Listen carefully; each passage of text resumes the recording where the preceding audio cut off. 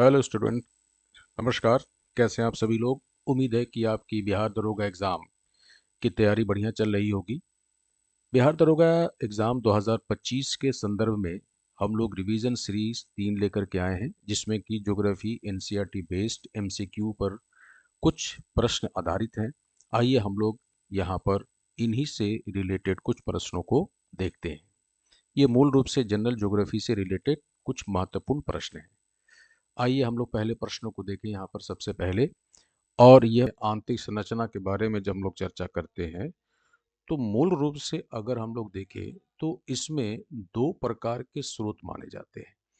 एक जिसे हम लोग कहते हैं प्रत्यक्ष स्रोत, यानी कि प्रत्यक्ष स्रोत में यदि हम लोग चर्चा करें तो जैसे ज्वालामुखी उद्गार हो गया, यानी कि जैसे हम लोग देखते हैं ज्वालामुखी घटनाएं, या फिर अगर हम लोग देखते हैं इसमें तो किसी प्रकार के खदानों की जब खुदाई की जाती है, यानी खदानों की जब खुदाई की जाती है तो वहाँ से हमें पृथ्वी की आंतरिक संरचना के बारे में कुछ जानकारी मिलती है, और ये मूल रूप से हमारा डायरेक्ट सोर्स आता है। एक दूसरा सोर्स होता है जिससे हम लोग कहते हैं अप्रत्यक्ष स्रोत। यह अप्रत्यक्ष स्रोत में अगर हम लोग देखते हैं तो इसमें अगर हम लोग देखते हैं तो एक तो होता है जिससे हम लोग कहते हैं सिस्मिक वेव्स, यानी कि जिससे हम लोग भूकंपीय तरंग के नाम से जानते हैं। क्लियर है? इसके अलावा अगर हम लोग देखें तो जैसे हम लोग देखते हैं ग्रेविटेशनल फोर्स, यानी कि जो हमें गुरुत्वाकर्षण से संबंधित आप कह सकते हैं कि जो हमारे पास कुछ सोर्स होते हैं। इसके अलावा अगर हम लोग देखें तो कुछ चुंबकीय सोर्स होते हैं। क्लियर है? तो ऐसे कई स्रोत हमारे पास होते हैं जिसके द्वारा हम लोगों ने पृथ्वी के आंतरिक भागों के बारे में जानकारी प्राप्त करने का प्रयास किया। अभी जो जानकारी हमें मिलती है, यानी कि जो हमारे पास सटीक जानकारी है अर्थ के बारे में, जो भी इस समय हम अध्ययन करते हैं, यह मूल रूप से अप्रत्यक्ष सोर्स पर आधारित है, और इसमें अधिक योगदान अगर देखें तो वो सिस्मिक वेव का है। अब सिस्मिक वेव्स के आधार पे जब हम लोगों ने, यानी कि पृथ्वी के बारे में, इसके आंतरिक क्षेत्र के बारे में जब अध्ययन किया, तो पृथ्वी का ये जो आंतरिक भाग हम लोग देखते हैं, यानी कि पृथ्वी के आंतरिक भाग के बारे में जब हम लोग चर्चा करते हैं, तो इसमें ये वाला जो भाग हो जाता है यह इसका क्रस्ट कहलाता है। दूसरे वाले जो भाग होते हैं, यानी ये वाला जो भाग होता है, इसे हम लोग मेंटल कहते हैं, और ये वाला जो भाग है इसे हम लोग कोर कहते हैं। मेंटल का विस्तार यदि मूल रूप से देखा जाए तो मेंटल का विस्तार लगभग 2900 किलोमीटर के आसपास होता है। यानी कि अगर हम लोग मेंटल के विस्तार के बारे में चर्चा करते हैं तो इसका विस्तार लगभग 2900 किलोमीटर के आसपास में होते हैं। जबकि अगर हम लोग कोर के विस्तार के बारे में चर्चा करें, यानी कि इसके आंतरिक क्षेत्र यहाँ तक के भाग के बारे में यदि हम लोग चर्चा करें, तो यह 6300, कुछ जगह पर 70 किलोमीटर, और कुछ जगह पर आप देखेंगे तो 6371 किलोमीटर भी मिलता है। क्लियर है? तो यहाँ पर ये कह रहा है कि पृथ्वी की त्रिज्या, कहने का मतलब है कि इस भाग तक अगर हम लोग इसके बारे में चर्चा करते हैं तो यह कितना है, कितनी गहराई में ये है। तो इस आधार पर अगर हम लोग देखें तो इसका सही जवाब हो जाएगा 6370 किलोमीटर। आइए नेक्स्ट प्रश्न की तरफ हम लोग आगे बढ़ते हैं। अगला प्रश्न कह रहा है आर्कटिक महासागर में कोला नामक स्थान पर की गई सबसे गहरी जो ड्रिलिंग है, ठीक है, कि उसकी गहराई कितनी है। जैसा हमने कहा कि पृथ्वी के आंतरिक भाग के बारे में जानकारी प्राप्त करने के लिए एक तो हमारे पास डायरेक्ट सोर्स है, यानी कि प्रत्यक्ष स्रोत है, और जो दूसरा हम लोग के पास होता है जिसे हम लोग कहते हैं अप्रत्यक्ष स्रोत। तो यह जो जानकारी है, ये जो आप लोग देख रहे हैं कि ये यानी कि कोला क्षेत्र के बारे में जो चर्चा की जा रही है, ये मूल रूप से किससे रिलेटेड है, तो यह प्रत्यक्ष सोर्स से रिलेटेड है। और यहाँ पर यदि हम लोग बात करें तो इसकी गहराई कितनी है, तो इसकी गहराई जो है यह कितनी है, तो यह 12 किलोमीटर मानी जाती है। क्लियर है? आइए अगले प्रश्न की तरफ हम लोग आगे बढ़ते जाएं। वह बिंदु जहां से भूकंप के दौरान ऊर्जा निकलती है क्या कहलाता है? अब देखो याद रखना है कि भूकंप के जो सोर्स होते हैं, यानी कि भूकंप के दौरान मूल रूप से अगर हम लोग देखें तो यह पृथ्वी के आंतरिक भाग से निकलने वाला एक पावर है, एक तरह का एनर्जी है।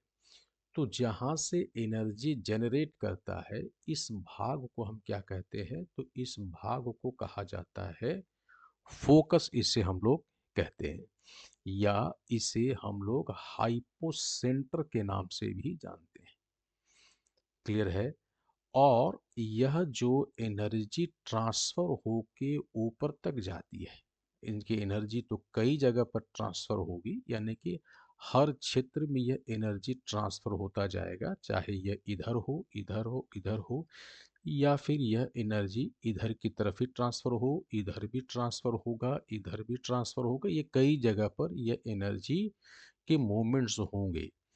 अब यहाँ पर हमें याद रखना है उस पॉइंट को कि जहाँ पर एनर्जी सबसे पहले पहुँचेगा, तो ये जो भूपर्पटी यानी क्रस्ट का वह भाग जहाँ से यह एनर्जी पहुँचती है, तो इस भाग को हम लोग क्या कहते हैं, तो इसी भाग को हम लोग कहते हैं एपी सेंटर, इसे कहा जाता है। क्लियर है?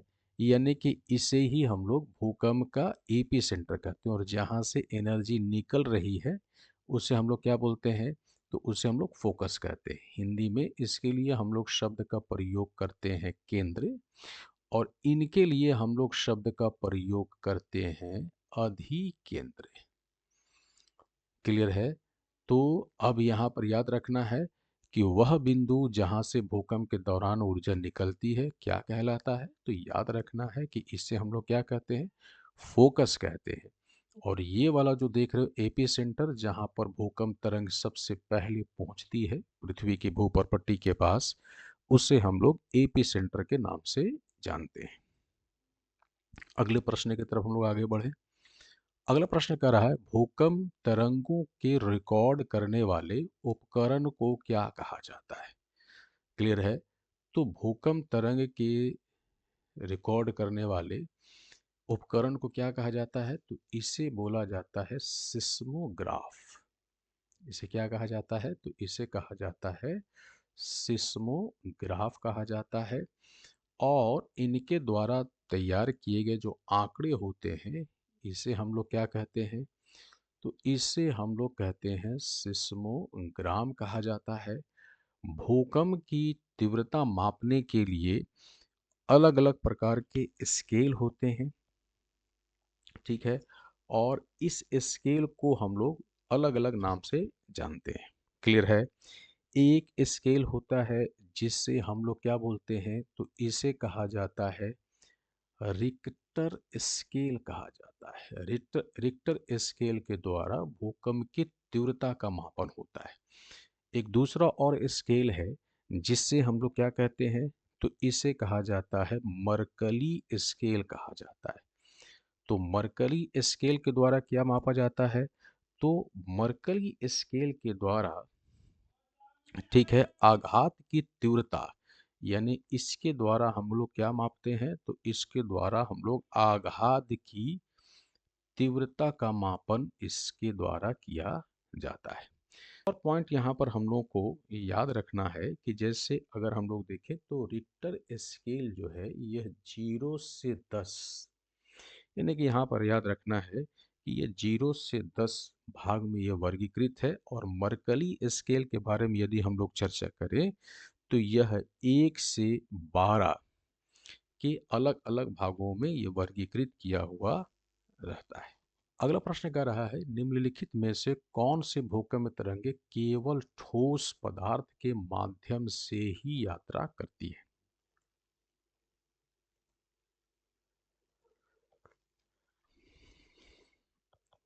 तो यहाँ पर यह प्रश्न कह रहा है कि निम्नलिखित में से कौन से भूकंप तरंगे केवल ठोस के माध्यम से ही यात्रा करती है?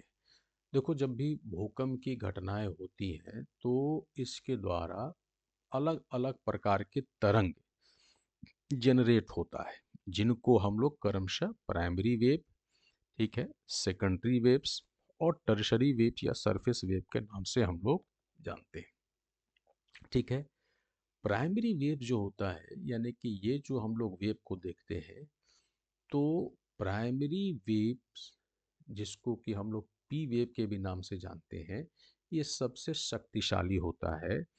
और यह वेव जो है ये तीनों माध्यम से गमन करता है, यानी कि यह वेव जो है यह ठोस माध्यम से भी गमन करेगा, यह द्रव्य से भी गमन करता है और साथ साथ में यह गैस में से भी यह गमन करता है। एक और पॉइंट रखिए, आपको याद रखना है कि प्राइमरी वेव जो है यह एक प्रकार का साउंड वेव के जैसा होता है, यानी कि यह एक प्रकार का कैसा वेव है, तो यह एक प्रकार का साउंड वेव के जैसा भी होता है और ये बड़ी तीव्र गति से गमन करता है। क्लियर है। लेकिन जैसे ही हम लोग चर्चा करते हैं सेकेंडरी वेव के बारे में, तो जो सेकेंडरी वेव होता है यह केवल और केवल ठोस माध्यम से ही यह गमन करता है, केवल ठोस माध्यम से। जबकि अगर हम लोग चर्चा करते हैं तो प्राइमरी वेव जो है वो ठोस में भी गमन करेगा, द्रव में भी गमन करेगा और गैस में भी गमन करेगा, लेकिन सेकेंडरी वेव जो है यह केवल ठोस माध्यम से ही गमन करता है। एक और पॉइंट को याद रखना है कि प्राइमरी और सेकेंडरी वेव्स को हम लोग क्या वो वेव कहते हैं, तो इसे हम लोग आंतरिक तरंग के नाम से भी जानते हैं। ये कैसा तरंग है, तो ये आंतरिक तरंग के नाम से भी जाना जाता है।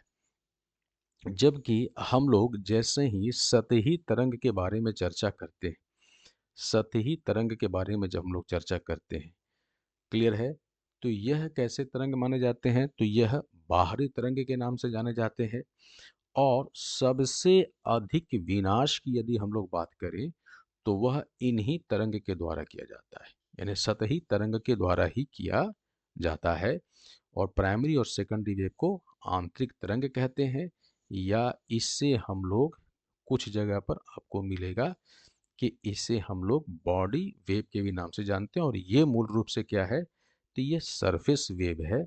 और सबसे ज़्यादा अगर हम लोग कहें तो नुकसान जो होता है, यानी कि सबसे ज़्यादा डिजास्टर जो अगर हो सकता है, तो वह इसी तरंगों के द्वारा ही होता है। क्लियर है। चलिए, तो अब यहाँ पर अगर कह रहे हैं कि निम्नलिखित में से कौन सी भूकंपीय तरंग केवल ठोस माध्यम के माध्यम से ही यात्रा करती है, तो इसका सही जवाब हो जाएगा सेकेंडरी वेव। भूकंप तरंग के लिए छाया क्षेत्र का विस्तार मुख्य रूप से किन कोणों के बीच होता है। अब देखो यहाँ पर एक पॉइंट्स को याद रखना है। जब भी किसी भी जगह पर, जैसे हम लोग चर्चा कर रहे थे कि भूकंप की क्रिया जहाँ से शुरू होगी, तो भूकंप क्रिया जहाँ से शुरू होगी इसको हम लोग क्या बोलेंगे, तो इसे तो हम लोग फोकस कहेंगे। क्लियर है। और जहाँ पर ये सबसे पहले सतही भाग में ये पहुँचेगा, यानी कि अगर हम लोग कहते तो ये क्रस्ट एरिया में जहाँ पर ये सबसे पहले पहुँचता है, इस भाग को हम लोग क्या कहते हैं, तो इसी भाग को हम लोग कहते हैं एपी सेंटर। क्लियर है। अब अगर यहाँ से हम लोग देखें तो यह जो वेव है, जैसा हम लोग अभी चर्चा कर रहे थे, तो यह वेव जो है वो कई दिशा में गमन करेगा, यानी कि इधर भी गमन करेगा, इधर भी ये गमन करेगा। क्लियर है। तो अब यहाँ पर याद रखना है कि यह जो वेव है, यानी कि प्राइमरी वेव जो है, यह वेव 105 डिग्री, यानी कि इसके जो आप कह सकते हैं कि आघात हैं या इसके द्वारा जो मूवमेंट्स होता है, ये 105 डिग्री। और यहाँ पर अगर हम लोग देखें तो 145 डिग्री, यानी इसके मध्य में एक छाया क्षेत्र के रूप में यह विस्तारित हो जाता है, यानी इस भाग में हमें किसी भी प्रकार का आघात दिखाई नहीं पड़ता है। यानी अगला प्रश्न कह रहा है कि भूकंप की तीव्रता को मापने के लिए किस स्केल का उपयोग किया जाता है। ठीक है, जो दृश्य आधारित क्षति पर, जो जो दृश्य क्षति पर आधारित होता है। अब देखो क्या है, यदि ये प्रश्न केवल ये होता कि भूकंप की तीव्रता को मापने के लिए किस स्केल का प्रयोग किया जाता है, तो इस आधार पर तो ये उत्तर सही हो जाता है। लेकिन जैसा अभी हमने आपको बताया कि यदि आघात के बारे में चर्चा किया जाए, यदि क्षति के बारे में चर्चा किया जाए, तो इसका सही जवाब हो जाएगा मर्कली स्केल, इसका सही होगा। और ये कितने, इस कह सकते हो कि भाग में अलग अलग वर्गीकृत है, तो यह 1 से लेकर के 12 तक में यह वर्गीकृत किया जाता है। ठीक है, चलिए अगले प्रश्न की तरफ हम लोग आगे बढ़ते हैं। अगला प्रश्न कह रहा है कि महासागरीय परपट्टी की औसत मोटाई कितनी है? ठीक है, तो इसकी औसत मोटाई कितनी होगी, बता सकते हैं आप?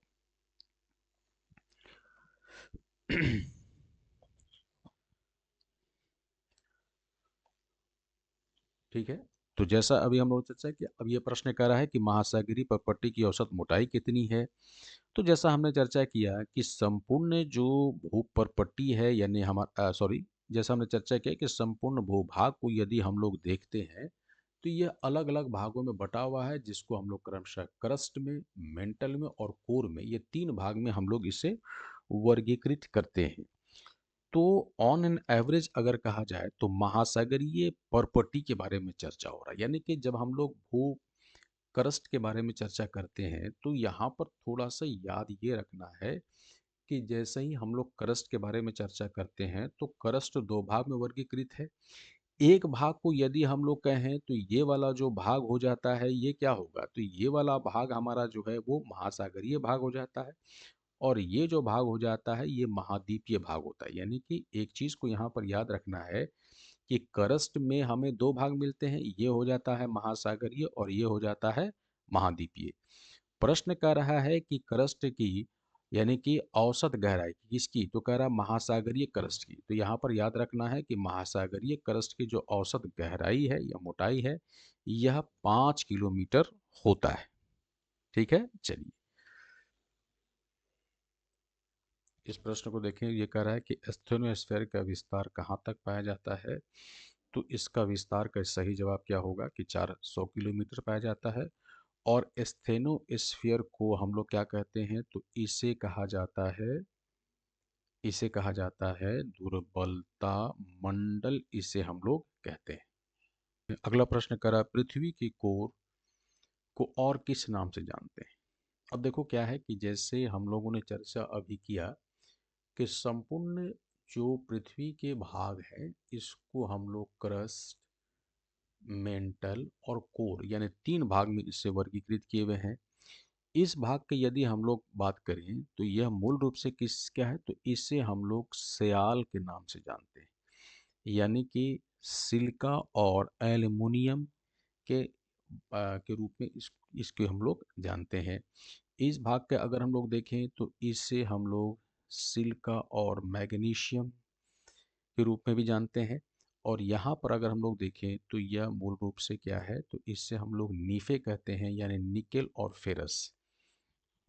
यानी कि अगर हम लोग चर्चा करें इनके कंपोजिशंस के बारे में, यदि हम लोग चर्चा करते हैं, तो ये जो कंपोजिशंस हैं उस आधार पर इसका यह नामकरण किया जाता है।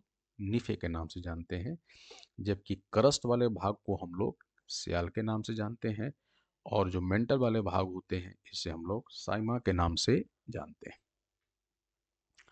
अगला प्रश्न कर रहा है, हवाई द्वीप के ज्वालामुखी किस प्रकार के ज्वालामुखी के उदाहरण माने जाते हैं। ठीक है, जैसा हम लोगों ने चर्चा किया कि पृथ्वी के आंतरिक भाग के बारे में यदि प्रत्यक्ष स्रोत के बारे में चर्चा करें, तो प्रत्यक्ष स्रोत के रूप में हम लोग ज्वालामुखी की भी चर्चा करते हैं।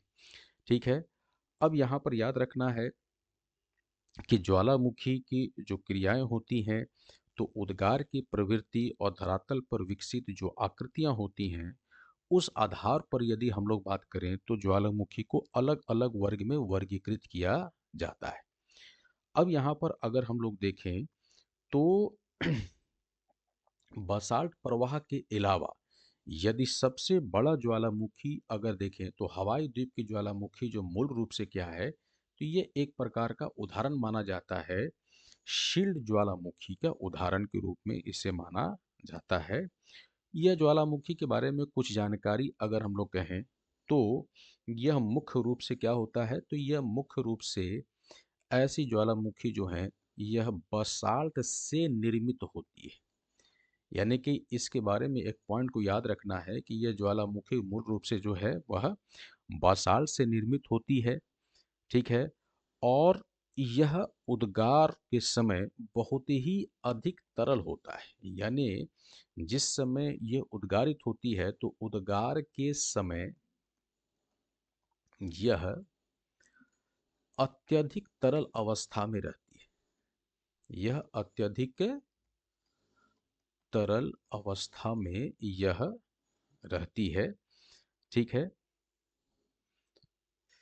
अगला प्रश्न करा, पृथ्वी पर पाए जाने वाले विस्फोटक ज्वालामुखी कौन से हैं जो फटने पर विशाल गड्ढे का निर्माण करता है। तो यहाँ पर याद रखिएगा कि जो हम लोग काल्डेरा के बारे में चर्चा करते हैं, ठीक है, ये मूल रूप से अगर हम लोग देखें तो सबसे अधिक ये विस्फोटी माने जाते हैं, क्योंकि जब इस प्रकार के ज्वालामुखी उद्गारित होते हैं तो एक ये गहरे खड्ड का निर्माण करता है। क्लियर है। यानी एक धंसे हुए भाग का यह निर्माण करता है। ठीक है। तो सबसे विस्फोटक ज्वालामुखी कौन सी है जो विशाल गड्ढे का निर्माण करता है, तो इसका सही जवाब हो जाएगा काल्डेरा। भारत में दक्कन ट्रैप का निर्माण किस प्रकार के ज्वालामुखी विस्फोट से हुआ है। ठीक है। तो जैसे अगर हम लोग बात करें तो इसका सही जवाब होगा फ्लड बसाल्ट। ठीक है। फ्लड बसाल्ट क्या होता है कि यह एक प्रकार का अत्यधिक तरल लावा से निर्मित होते हैं। यानी अत्यधिक तरल लावा से निर्मित होते हैं। और यह लावा का प्रवाह जो होता है वह क्रमानुसार होता है। और ये 50 मीटर से भी ऐसा माना जाता है कि इसकी गहराई जो है ये 50 मीटर, यानी 50 मीटर से भी अधिक यह मोटे होते हैं। ठीक है। तो जब लावा जमीन के अंदर लंबवत रूप में ठंडा होकर दीवार जैसी संरचना बनाते हैं तो उसे क्या कहा जाता है। ठीक है। तो इसका सही जवाब हो जाएगा कि इसे क्या कहते हैं, तो इसे हम लोग डाइक के नाम से जानते हैं। यानी कि देखो ज्वालामुखी या फिर हम लोग अगर इसकी चर्चा ऐसे करें कि ज्वालामुखी के विस्फोट के दौरान कुछ पदार्थ तो पृथ्वी के बाहरी सरफेस की ओर निकल जाते हैं। यानी कुछ पदार्थ जो है ये पृथ्वी के बाहरी भाग की ओर चले जाते हैं। लेकिन अगर हम लोग चर्चा करें तो पृथ्वी के आंतरिक भाग में भी कुछ जगहों पर यह यानी कि जो मैग्मा है वो डिपॉजिट होता है। तो यदि हम लोग इस तरह की चर्चा करें तो ऐसे जो है यह एक प्रकार के बैथुलित संरचना हो जाता है। यदि इस प्रकार से यानी कि क्षैतिज अगर विस्तारित हो जाता है तो इसे हम लोग क्या कहते हैं, तो इसे हम लोग सील के नाम से जानते हैं। और यदि यह कुछ इस प्रकार की संरचना का अगर निर्माण करता है तो इसे हम लोग क्या कहते हैं, तो इसे हम लोग डाइक के नाम से जानते हैं। और जब ऐसा हो कि ज्वालामुखी यहाँ से उद्गारित होकर के और बाहरी भाग की ओर ये विस्तारित हो जाए, तब तो फिर बाहर में ये अलग अलग प्रकार के कह सकते हो कि भूदृश्य का निर्माण करता है। तो जब ठंडा होकर के, चूंकि ये सभी की सभी चीज कहाँ पर है, तो ये पृथ्वी के आंतरिक भागों में यह जमे हैं। क्लियर है। तब हम लोग क्या कहते हैं, तो ऐसे जो संरचना होती है तो इसे हम लोग डाइक के नाम से जानते हैं। अगले प्रश्न की तरफ आगे बढ़ते, अल्फ्रेड वेगनर ने 1912 में कौन से सिद्धांत का प्रतिपादन किया था। ठीक है। तो अल्फ्रेड वेगनर ने महाद्वीपीय विस्थापन सिद्धांत के बारे में चर्चा किया था। ठीक है। यानी कि पृथ्वी के भूपर्पटी के बारे में जब हम लोग चर्चा करते हैं तो यहाँ पर है कि पृथ्वी का निर्माण कैसे हुआ, महासागरीय और महाद्वीपों का वितरण कैसे हुआ। इस संदर्भ में अगर हम लोग कहें तो यह एक जर्मन वैज्ञानिक थे अल्फ्रेड वेगनर। उन्होंने 1912 में जिस सिद्धांत का प्रतिपादन किया उससे हम लोग महाद्वीपीय विस्थापन सिद्धांत कहते हैं, जिसके द्वारा यह स्पष्ट किया गया कि आज के समय में हम लोग जो मानचित्र में संसार के अलग अलग भागों को हम लोग देखते हैं, वह मूल रूप से महाद्वीपीय विस्थापन के कारण ही हुआ है। ठीक है। इन्होंने कहा कि अर्थ जो है, यह संपूर्ण जितने भी इस समय हम लोग महाद्वीप देखते हैं, वो सभी एक जगह पर इकट्ठे थे, और इसके लिए इन्होंने एक शब्द का प्रयोग किया जिसे हम लोग कहते हैं, जिसे इन्होंने कहा पैंजिया, इसे कहा। और तो पैंजिया क्या है, तो ये एक तरह से कहा जाए कि सभी जो महादेश हैं वो इकट्ठे थे, तो उसको पैंजिया कहा गया। और सागरीय भाग जो सभी एक जगह पर इकट्ठे थे, यानी कि जो कह सकते हो जलीय भाग था, उनके बारे में उन्होंने कहा कि इसे क्या है कहा जाता है, तो उन्होंने इसे पैंथालासा के नाम से कहा। और इन्होंने कहा कि आज से लगभग 20 करोड़ वर्ष पहले, यानी इनके सिद्धांत के अनुसार इन्होंने स्पष्ट किया कि 20 करोड़ वर्ष पहले इस बड़े महाद्वीप पैंजिया का क्या हुआ, तो 20 करोड़ वर्ष पहले पैंजिया का विभाजन हुआ। क्लियर है। और यह दो भाग में बट गया, यानी पैंजिया का विभाजन हुआ और ये दो भाग में बट गया, जिसमें जो ऊपरी भाग था यानी कि उत्तरी भाग था, इसको इन्होंने क्या कहा, तो इसको इन्होंने लॉरेशिया के नाम से चर्चा किया, इसको इन्होंने लॉरेशिया कहा। और जो दक्षिणी भाग था, इसको इन्होंने कहा गोंडवाना लैंड। क्लियर है। और इस प्रकार से इन्होंने सिद्धांत का चर्चा किया था। तो इस उत्तर के इस प्रश्न के हिसाब से 1912 में अल्फ्रेड वेगनर ने जो चर्चा किया वो महाद्वीपीय विस्थापन सिद्धांत के बारे में चर्चा किया था। उन्होंने सभी महाद्वीपों को एक इकट्ठे स्वरूप में जो चर्चा किया था उसको पैंजिया कहा, और जो सभी जलीय भाग थे उनके बारे में उन्होंने चर्चा किया कि वो पैंथलासा था। और इनके अनुसार आज से लगभग 20 करोड़ वर्ष पहले पैंजिया का विभाजन हुआ, जिसमें एक भाग यानी उत्तरी भाग लॉरेशिया और दक्षिणी भाग गोंडवाना लैंड के रूप में वर्गीकृत हुआ। अगले प्रश्न की तरफ आगे बढ़ें। वेगनर के अनुसार सभी महाद्वीप एक बड़े भूखंड के हिस्से थे, जिसे क्या कहा गया। ठीक है, अभी जस्ट हमने कहा कि सभी महाद्वीप एक बड़े भूखंड के हिस्से थे, तो उससे उन्होंने क्या कहा, तो उससे उन्होंने कहा था पैंजिया। ठीक है। और जो सागरीय भाग थे उसके लिए उन्होंने पैंथालासा कहा। और फिर उन्होंने क्या कहा, तो उन्होंने कहा कि ये जो वर्गीकृत हुआ दो भाग में, तो उत्तरी भाग को उन्होंने लॉरेशिया कहा, यानी ये, और दक्षिणी भाग को उन्होंने कहा कि दक्षिणी भाग को उन्होंने गोंडवाना लैंड के रूप में पहचाना, या उसके बारे में उन्होंने चर्चा किया। अगला प्रश्न कह रहा है टीलाइट क्या है। ठीक है। तो टीलाइट मूल रूप से क्या है, ये हिमालयी निक्षेपों से बनी ये अवसादी चट्टानें। क्लियर है। यानी कि ये क्या है, तो ये हिमालयी निक्षेपों से बनी अवसादी चट्टानें। क्लियर है। यानी कि वेगनर ने जब अपने सिद्धांत दिए तो उस सिद्धांत के साक्ष्य के रूप में उन्होंने बहुत सारी चीज़ों की चर्चा किया, उसी संदर्भ में टीलाइट शब्द का प्रयोग किया जाता है। वेगनर ने महाद्वीपीय विस्थापन के लिए किन बलों को उत्तरदायी बताया था। ठीक है। तो वेगनर ने महाद्वीप विस्थापन के लिए जिस बल को की चर्चा की थी वो था पोलर फ्लेइंग बल और ज्वारीय बल। यानी कि वेगनर ने स्पष्ट किया कि जब हम लोग चर्चा करते हैं हमारे कह सकते हो कि जो पेंजिया और पेंथालासा की चर्चा किया, तो उन्होंने ये एक पोलर फोर्स के बारे में चर्चा किया, जिसके आधार पर इन्होंने चर्चा किया कि संपूर्ण जो जो पेंजिया था ये दो भाग में बट गया। ठीक है। तो इसके लिए इन्होंने पोलरिंग फ्रीइंग फोर्स के बारे में चर्चा किया। और फिर इन्होंने जब ये चर्चा किया कि यह पुनः दो भाग में बट गया, यानी कि ईस्टर्न और वेस्टर्न साइड्स में बटा, इसके लिए इन्होंने ज्वारीय बल की चर्चा किया था, जिसको कि टाइडल फोर्स के रूप में हम लोग जानते हैं। प्रश्न कर रहा है कि आर्थर होम्स ने 1930 के दशक में मेंटल भाग में किस समाधान पर चर्चा की थी, तो ये संवहन धाराओं के संबंध में इन्होंने चर्चा किया था। ठीक है, चूंकि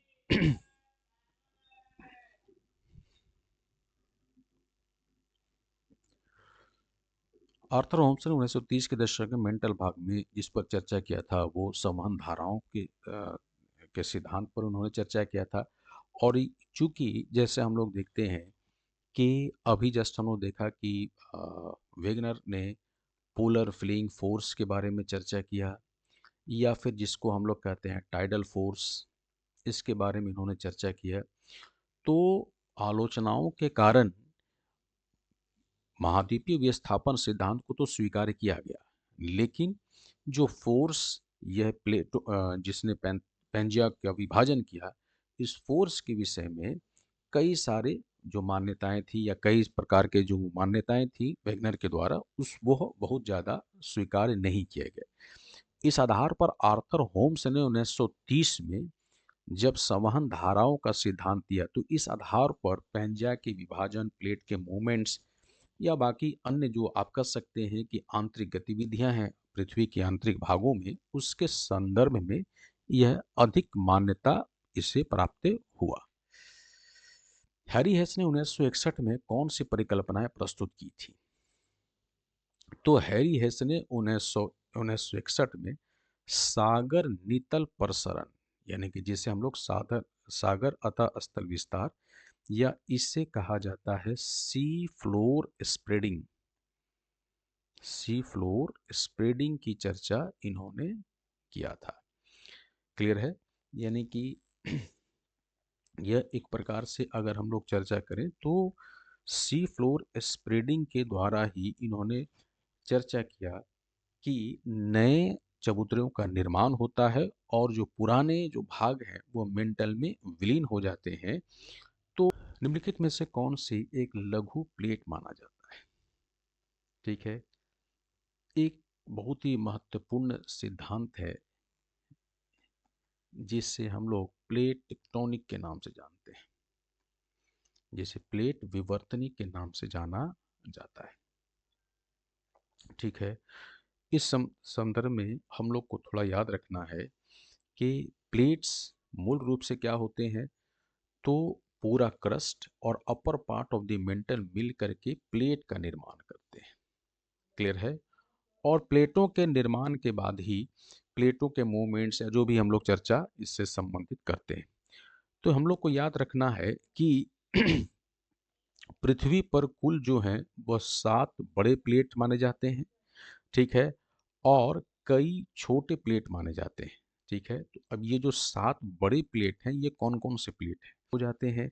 ठीक है, तो एक तो होता है जिससे हम लोग कहते हैं इंडो ऑस्ट्रेलियन प्लेट है, ये इंडो ऑस्ट्रेलियन प्लेट हम लोग बोलते हैं। इसके अलावा यदि हम लोग बात करें तो नॉर्थ अमेरिकन प्लेट हो जाता है, नॉर्थ अमेरिकन प्लेट हो जाता है। यदि हम लोग चर्चा करें तो साउथ अमेरिकन प्लेट हो जाता है। ठीक है, यदि इसके अलावा पैसिफिक प्लेट हो जाएगा, यूरेशियन प्लेट,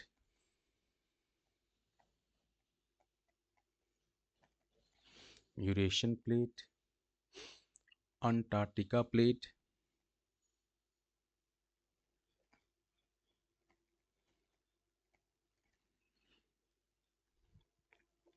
क्लियर है? तो 1 2 3 4 5 6, क्लियर है? और एक और है अफ्रीकन प्लेट, अफ्रीकन प्लेट। तो 1 2 3 4 5 6 7, तो 7 जो है यह बड़े प्लेट माने जाते हैं। ठीक है, इसके अलावा कई छोटे प्लेट हैं, जैसे अगर हम लोग बात करें तो जैसे ये जो नज़का प्लेट है, ठीक है, तो ये छोटे प्लेट में है। इसके अलावा अगर हम लोग चर्चा करते हैं तो जैसे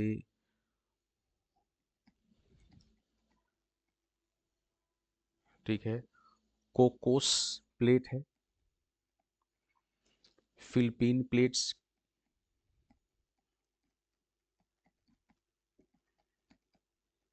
फिलिपीन प्लेट है, फूजी प्लेट है,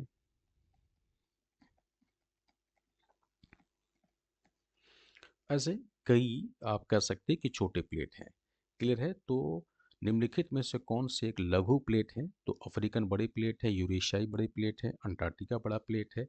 ये जो नज़का प्लेट है यह छोटे प्लेट में इसको माना जाता है। प्लेट संरचना की सबसे धीमी दर कहाँ पाई जाती है? जैसा हम लोगों ने चर्चा किया कि प्लेटों का मोमेंट्स होता है, ठीक है। तो यदि हम लोग चर्चा करें यानी कि सबसे धीमी दर कहाँ पाई जाती है, ठीक है, तो इसका सही जवाब है यह आर्कटिक कटक क्षेत्र। ठीक है, तो आर्कटिक कटक क्षेत्र में यह सबसे धीमे गति से चलता है। चलिए, कह रहा है कि भारतीय उपमहाद्वीप और यूरेशिया प्लेट के बीच टकराव लगभग कितने समय पहले हुआ था? ठीक है, तो यहाँ पर याद रखना है यह 40 to 50 मिलियन वर्ष पहले, यानी कि लगभग अगर हम लोग कहें तो 4 करोड़ से 5 करोड़ वर्ष पहले, ठीक है, यह टकराव हुआ था। और इसी का परिणाम है कि जो हम लोग चर्चा करते हैं कि हिमालय पर्वत का निर्माण हुआ। अगला प्रश्न कह रहा है नदी अपरदन के कारण बनने वाली निचले मैदान को क्या कहते हैं जिसे कहीं कहीं प्रतिरोधी चट्टानों के अवशेष के रूप में क्या कहते हैं, जिसमें कहीं कहीं प्रतिरोधी चट्टानों के अवशेष दिखाई देते हैं? तो इसे क्या कहा जाता है? तो इसे हम लोग पेनी प्लेन यानी कि पेनी प्लेन के नाम से जानते हैं। ठीक है, याद रखिएगा कि जब हम लोग चर्चा करते हैं पृथ्वी के भूपर्पट्टी के बारे में, तो अलग अलग फोर्स यहाँ पर काम करते हैं। क्लियर है? और इन्हीं फोर्सों के द्वारा अर्थ के ऊपरी सतही भाग में इरोजनल की क्रियाएं होती हैं, इरोजन की घटनाएं होती हैं। जैसे अगर हम लोग देखें तो नदी हो गया, यदि हम लोग देखें तो हिमनद है, ठीक है, यदि हम लोग देखें तो पवन है, तो ये सभी के सभी एक प्रकार का इरोजन का काम करते हैं। और एक किसी भी भाग को यह क्या करते हैं, तो इसको इरोड कर देंगे। ठीक है, यानी इरोजन्स करेंगे जिसको हम लोग अपर्दन कहते हैं, फिर परिवहन करेंगे, फिर निक्षेपण का काम करेंगे। तो यहाँ पर प्रश्न कर रहा है कि नदी अपरदन के कारण बनने वाले उस निचले मैदान को क्या कहते हैं जिसमें कहीं प्रतिरोधी चट्टानों के अवशेष दिखाई देते हैं? तो इसे पेनी प्लेन के नाम से जाना जाता है। प्रश्न कर रहा है चूना पत्थर क्षेत्र में सतह के पानी और भूजल के घुलन और निक्षेपण के द्वारा विकसित स्थलाकृति को क्या कहते हैं? तो इसे कहा जाता है कास्ट स्थलाकृति कहा जाता है। कह रहा है कि कास्ट गुफाओं के छत से नीचे के लटकने वाले निक्षेप स्तंभ को क्या कहते हैं?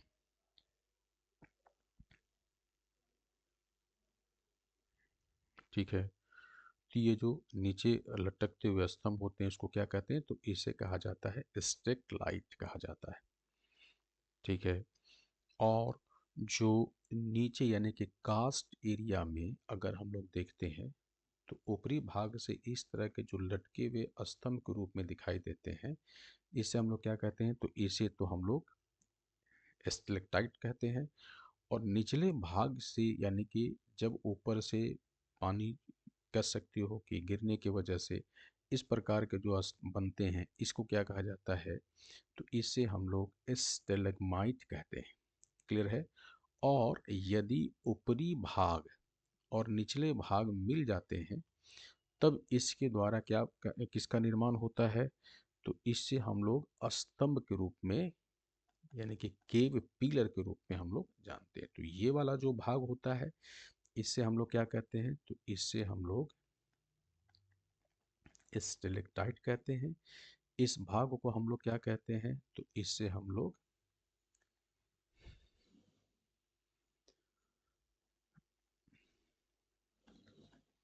इससे हम लोग स्टेलेगमाइट के नाम से जानते हैं। ठीक है, आइए इस प्रश्न को देखेंगे।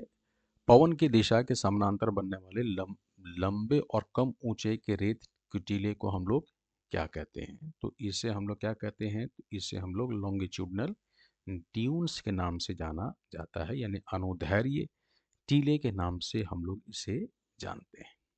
क्लियर है? चलिए, कहीं पर ऑक्सीजन की मात्रा लगभग नगण्य हो जाती है, तो इसका सही जवाब होगा 120 किलोमीटर की ऊंचाई पर ऑक्सीजन की मात्रा लगभग नगण्य हो जाती है। कार्बन डाइऑक्साइड और जलवाष्प पृथ्वी की सतह से अधिकतम कितने ऊंचाई तक पाए जाते हैं? कार्बन डाइऑक्साइड और जलवाष्प। ठीक है, तो इसका सही जवाब क्या होगा? तो इसका सही जवाब होगा 90 किलोमीटर। क्लियर है? आइए अगले प्रश्न की तरफ हम लोग आगे बढ़ते हैं। कौन सी गैस आने वाले सौर किरण के लिए पारदर्शी है, ट्रांसपेरेंट है, लेकिन बाहर जाने वाले स्थलीय विकिरण के लिए अपारदर्शी होते हैं? तो इसका सही जवाब होगा कार्बन डाइऑक्साइड। ठीक है, यह गैस जो है यह आने वाले सौर विकिरण के लिए पूरी तरह से ट्रांसपेरेंट होते हैं, और जाने वाली जो पृथ्वी के द्वारा यानी कि इनकमिंग जो सोलर रेडिएशंस होता है, इसके लिए यह पूरी तरह से पारदर्शी होते हैं। लेकिन पृथ्वी से जब, जिससे हम लोग टेरेस्ट्रियल रेडिएशंस कहते हैं, जैसे को पार्थिव विकिरण हम लोग कहते हैं, तो इसके लिए यह अपारदर्शी होता है। यही वजह है कि इसे हम लोग ग्रीन हाउस गैस के नाम से भी जानते हैं, और भूमंडलीय तापन के लिए यह एक महत्वपूर्ण या जिम्मेदार गैस के रूप में भी इसकी पहचान की जाती है। अगला प्रश्न की तरफ हम लोग आगे बढ़ें। ओजोन गैस वायुमंडल में मुख्य रूप से किस ऊंचाई पर पाया जाता है? क्लियर है? यानी ओजोन गैस के बारे में ये प्रश्न पूछ रहा है कि ओजोन गैस वायुमंडल, पहले पॉइंट्स यहाँ पर याद रखना है कि ओजोन गैस जो है यह मुख्य रूप से, जैसे अगर हम लोग बात करें तो संपूर्ण जो हमारा वायुमंडल है, ठीक है, इसका जो सबसे निचला परत है इसे हम लोग क्षोभ मंडल या ट्रोपोस्फियर के नाम से जानते हैं, जबकि इसके ऊपरी जो परत है इसे हम लोग किस नाम से जानते हैं? तो समताप मंडल, यानी कि इससे हम लोग स्ट्रेटोस्फियर के नाम से जानते हैं। और स्ट्रेटोस्फियर की जो अधिकतम ऊंचाई होती है ये कितना है? तो यह 50 किलोमीटर के आसपास मानी जाती है। क्लियर है? अब यहाँ पर हमें याद रखना है कि जब यह प्रश्न कर रहा है कि ओजोन गैस वायुमंडल है मुख्य रूप से, तो मुख्य रूप से अगर हम लोग देखें तो ओजोन जो है यह स्ट्रेटोस्फियर में ही मिलता है, यानी स्ट्रेटोस्फियर में यह पाया जाता है। तो ओजोन गैस वायुमंडल मुख्य रूप से किस ऊंचाई पाई जाती है? तो ये लगभग 10 से 50 किलोमीटर की ऊंचाई पर यह पाई जाती है। तो हम आगे बढ़े, क्षोभ मंडल की औसत ऊंचाई कितनी है? जैसा हम लोगों ने चर्चा किया कि पृथ्वी का जो वायुमंडल है यह अलग अलग भागों में वर्गीकृत है।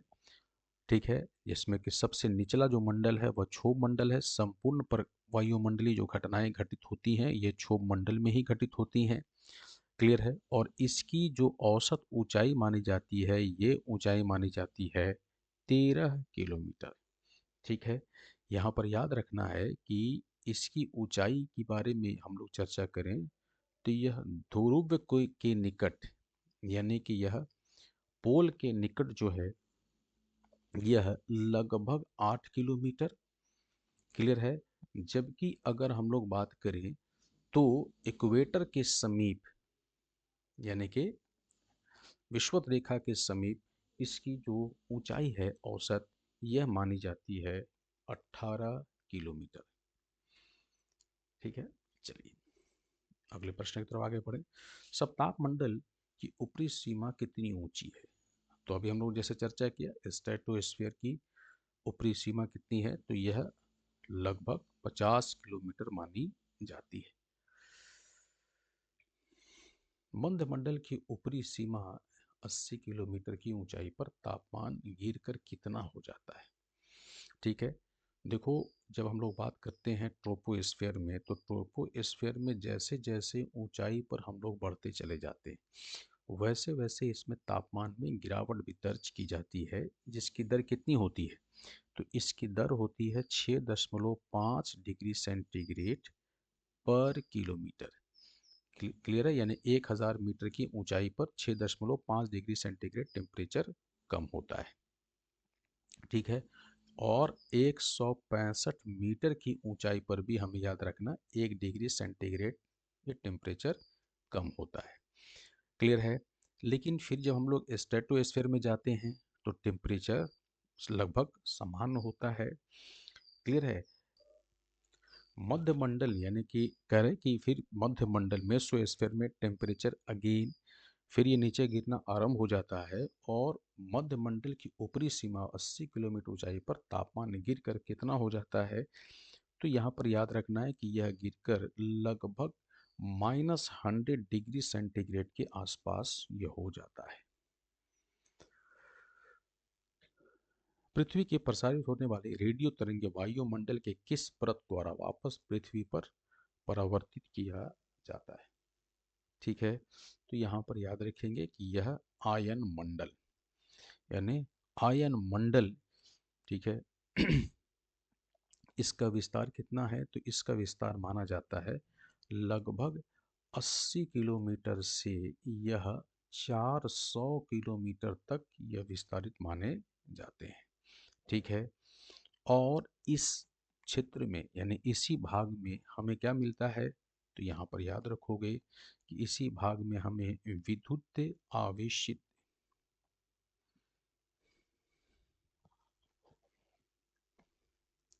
इस भाग में हमें क्या मिलता है? तो इसी भाग में हमें विद्युत आवेशित कण पाए जाते हैं, यानी इसी भाग में विद्युत आवेशित कण पाए जाते हैं जिन्हें जिन्हें आयन हम कहते हैं।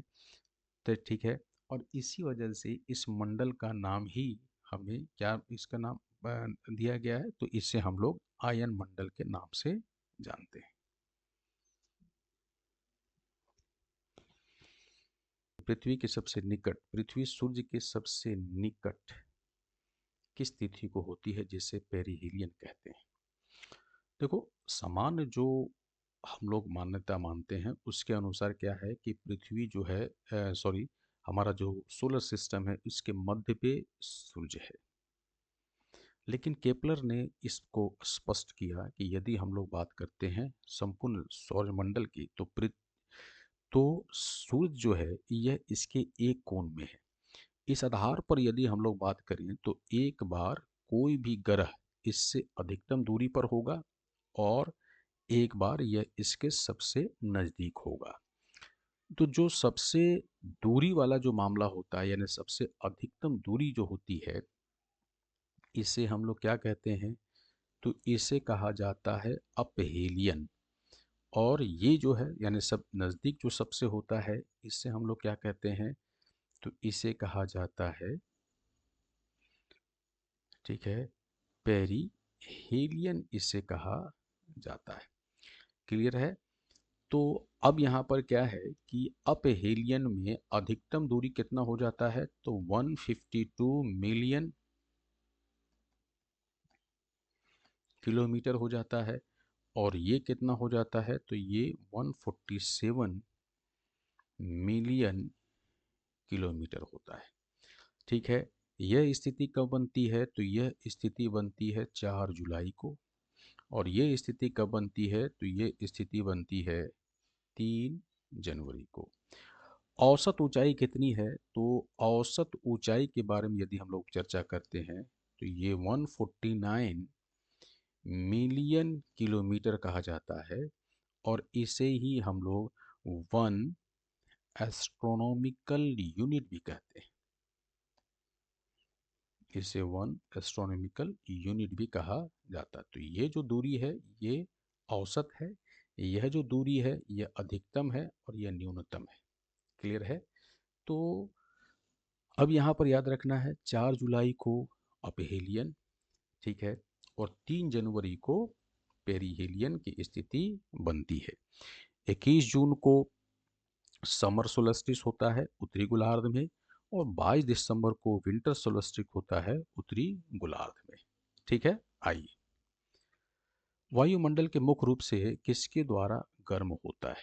यानी वायुमंडल की अगर हम लोग तापमान के बारे में चर्चा करें तो वायुमंडल मुख्य रूप से किसके द्वारा गर्म होता है? तो इसका सही जवाब क्या होगा? तो यह होगा दीर्घ स्थलीय जो विकिरण होता है, ठीक है, यानी जिससे हम लोग टेरेस्ट्रियल रेडिएशंस कहते हैं, पार्थिव विकिरण होता है, तो ये स्थलीय विकिरण के द्वारा ही वायुमंडल गर्म होता है। वायुमंडल में गर्म होने की वह प्रक्रिया क्या कहलाती है जिसमें ऊष्मा का स्थानांतरण हवा के क्षैतिज यानी इस प्रकार के बहाव के द्वारा होता है? तो इससे हम लोग क्या कहते हैं? तो इससे हम लोग एडवेक्शंस कहते हैं, इससे हम लोग अभिवहन कहते हैं, ठीक है। अगले प्रश्न की तरफ आगे बढ़ते हैं। तापमान का व्युत्क्रम या इन्वर्शन ऑफ टेम्परेचर होने के लिए सबसे अधिक आदर्श स्थिति क्या होगी? ठीक है, इन्वर्जन ऑफ टेम्परेचर के लिए जो सबसे आदर्श स्थिति मानी जाती है वो लंबी सर्दियां, सर्द रातें और साफ आसमान इसके लिए सबसे अधिक यानी कि सबसे अनुकूल इसके लिए माना जाता है। उत्तर भारत में गर्मियों के मौसम में चलने वाले स्थानीय पवन लू किसका परिणाम माना जाता है? ठीक है, तो इसका सही जवाब क्या होगा? तो यह मूल रूप से अभिवहन के कारण ही, ठीक है, ये लू की क्रिया घटित होती है। ऊंचाई बढ़ने के साथ दबाव घटने का औसत दर क्या है? ठीक है, यानी जैसे जैसे ऊंचाई पर हम लोग बढ़ते जाते हैं, यानी ऊंचाई पर जैसे हम लोग बढ़ते चले जाते हैं, तो कहता है कि दाब दाब के घटने यानी कि प्रेशर के घटने का दर इसमें क्या है? क्लियर है? तो इसका सही जवाब क्या होगा? प्रत्येक 10 मीटर की ऊंचाई पर 1 मिली बार, ठीक है, यह घटता है।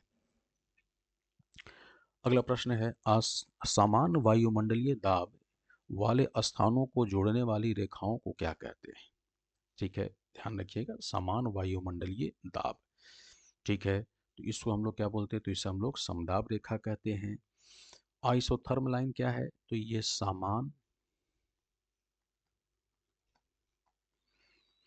ताप वाले स्थान को ये जोड़ता है, ठीक है, और समान वर्षा वाले भाग को जो जोड़ा जाता है उसे आइसो हाइट लाइन के नाम से जानते हैं। कॉर्लिस फोर के संदर्भ में कौन सा कथन सत्य है? ये भूमध्य रेखा पर अधिकतम होता है, ये गलत है। ये भूमध्य रेखा पर क्या होता है? तो ये भूमध्य रेखा पर न्यूनतम होगा। यह ध्रुव पर अनुपस्थित होता है, ध्रुव पर भी यह उपस्थित होता है और यहाँ पर यह अधिकतम होता है। यह उत्तरी गोलार्ध में हवा की दाईं ओर विक्षेपित करता है, ठीक है, तो यह कथन सही है। अगले प्रश्न का आगे अगले प्रश्न की तरफ आगे बढ़ें। प्रति इकाई आयतन में जलवाष्प के भार को किस रूप में व्यक्त किया जाता है? तो इसका सही जवाब होगा प्रति ग्राम प्रति घन मीटर में, क्लियर है, यानी कि जलवाष्प के भार को इसी के द्वारा मापन किया जाता है। तो आज के हम लोगों ने कुछ महत्वपूर्ण प्रश्नों को आज हम लोग देखा है। जनरल ज्योग्राफी के ये सभी के सभी प्रश्न हैं। अब आप सभी लोग इन सभी प्रश्नों को प्रैक्टिस करें और भी इससे अधिक अगर कहीं से आपको प्रश्न मिलते हैं, कुछ और अगर आपके पास कुछ क्वेरीज हैं तो ज़रूर कमेंट बॉक्स में कीजिए, लिखिए इन बातों को, ठीक है। ज़्यादा से ज़्यादा इस प्रश्नों के आधार पर आप इसके डायमेंशन से रिलेटेड जो भी प्रश्न आपके पास हैं उसको प्रैक्टिस कीजिए। चैनल को सब्सक्राइब कीजिए, लाइक कीजिए।